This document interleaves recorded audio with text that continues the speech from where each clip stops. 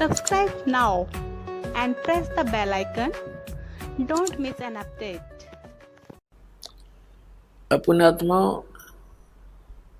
आप जिस ज्ञान से वंचित हो, जिस कारण से सारा दिन हम इस संसारी क्रिया में ही अपना पूरा जीवन व्यर्थ करके चले जाते हैं। व्यर्थ अवस्था आती है, फिर रोते हैं, कभी गोड्डे दुख है, कभी आंखों से नहीं दिखता, कभी दांत कंडम हो गए और कभी अन्य रोगों से ग्रस्त हो जाता बुढ़ापे में। फिर उसको अपने पिछले जीवन की वो झलकें याद आती हैं और बैठा बैठा रोता है।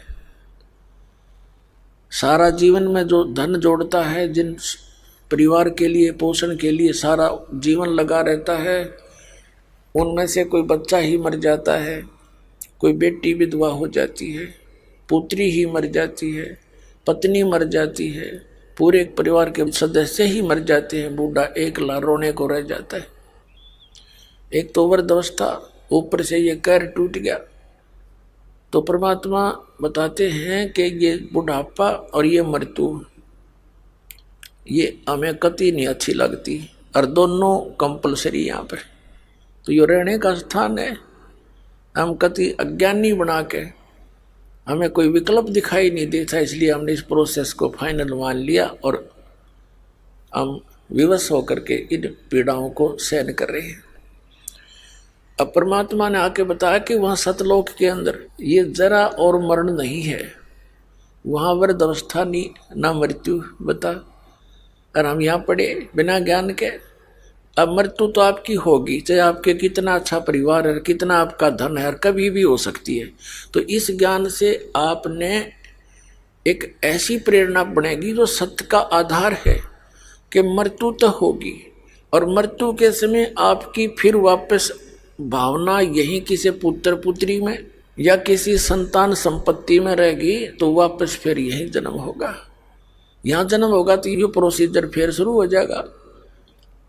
जन्म हुआ, फिर युवा हुए, विवाह हो गया, संतान हुई, कोई मर गया, कोई बच गया, सारा जीवन खच पक कर कराड़े में फिर मर गए। इसका कोई अंत है पता नहीं, असंग जन्म हो गए, इसी प्रकार भटकते ने। तो अब इसका विकल्प मिल गया हमें, और अब भी हमारी आंख नहीं खुलेगी तो फिर भगवान का के दोष भाई। खुद आते हैं सतलोक से चलकर, जूते खाते हैं, गाली खाते हैं, पत्थर मारते हैं हम इस भांग पी के काल की नकली झूठे गुरुओं को सच्चा मानकर उस परमात्मा के पीछे पड़ जाते हैं। 600 वर्ष पहले जो दाता के साथ बदतमीजियां हमने की, अब उनको सुन और पढ़कर आंखों से रोना होता है, और वो हमारे लिए भटक रहा है क्योंकि हम उसके बच्चे हैं।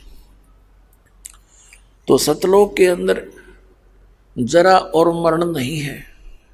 तो यहाँ अर्जुन ने पूछा कि 7वें अध्याय के 29वें श्लोक में आपने बताया कि जो मेरे इस ज्ञान को आश्रय बनाकर तत्वदर्शी संत की खोज कर लेता है, जो 4थे अध्याय के 32वें श्लोक में कहा है कि अर्जुन तो उस तत्व ज्ञान को जो 4थे अध्याय के 32वें श्लोक में गीता जी में जिसके विषय में कहा कि सच्चिदानंद घन ब्रह्म अपने मुख कमल से वो तत्व ज्ञान बोलकर सुनाता है, और उस तत्व ज्ञान के अंदर आध्यात्मिक मार्ग यज्ञों की जानकारी बहुत विस्तार के साथ लिखी होती है, वो तत्व ज्ञान है।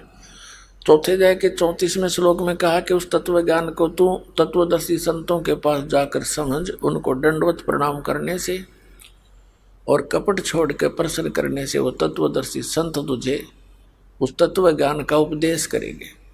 तो यहाँ कहा कि मेरे इस ज्ञान को आधार आश्रय बनाकर 7वें अध्याय के 29वें श्लोक में जो केवल जरा और मरण से छूटने का ही प्रयत्न करते हैं, जरा मरण मोक्षाय तंती ते, जो जरा और मरण के छूटने के लिए प्रयत्न करते हैं उसके मोक्ष के लिए, वे तत् ब्रह्म विदु, ब्रह्म तत्व विदु, वो उस परमात्मा से परिचित हो चुके हैं, तत् ब्रह्म। तो वो ही जरा और मरण से छूटने का प्रयत्न करते हैं, जो उस तत्ब्रह्म से परिचित हो जाते हैं और सारे आत्म ज्ञान से परिचित हो जाते हैं, जो सब कर्मों से परिचित है। तो अर्जुन ने 8वें अध्याय के प्रथम मंत्र में पूछा, फिर किम तत्ब्रह्म, वो तत्ब्रह्म क्या है? 8वें अध्याय के 3रे श्लोक में उत्तर दिया गीता ज्ञानदाता ने कि वो परम अक्षर ब्रह्म है, यानी गीता ज्ञान दाता से अन्य है वो।